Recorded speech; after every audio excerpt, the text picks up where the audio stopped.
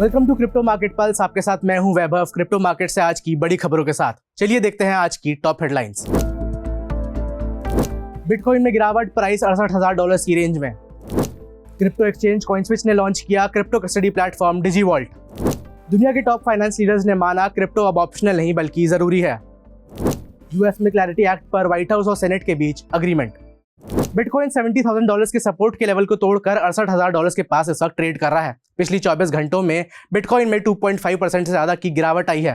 गिरावट की वजह प्रेसिडेंट डोनाल्ड ट्रंप का बयान रहा, जिसमें उन्होंने ईरान के पावर प्लांट्स पर अटैक की बात कही।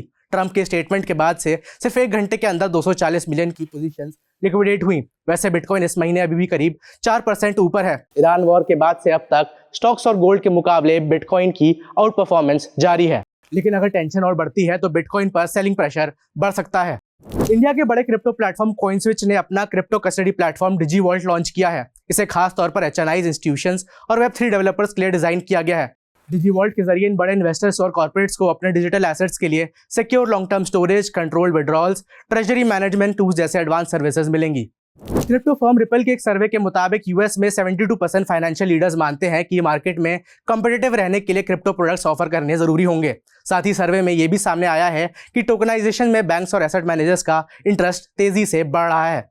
यूएस सेनेटर्स और व्हाइट हाउस के बीच में क्लैरिटी एक्ट पर अग्रीमेंट हो गया है। ये बिल जनवरी से सेनेट बैंकिंग कम्युनिटी में अटका हुआ था। As per reports US senators और व्हाइट हाउस के ऑफिशियल्स ने आपस में मिलकर इस क्लैश को सुलझा लिया है। ऐसे में यूएस में जल्द ही क्लैरिटी एक्ट के पास होने की उम्मीद बढ़ गई है। अब चेक करते हैं कि मार्केट में आज के टॉप गेनर्स और टॉप लूजर्स कौन से रहे।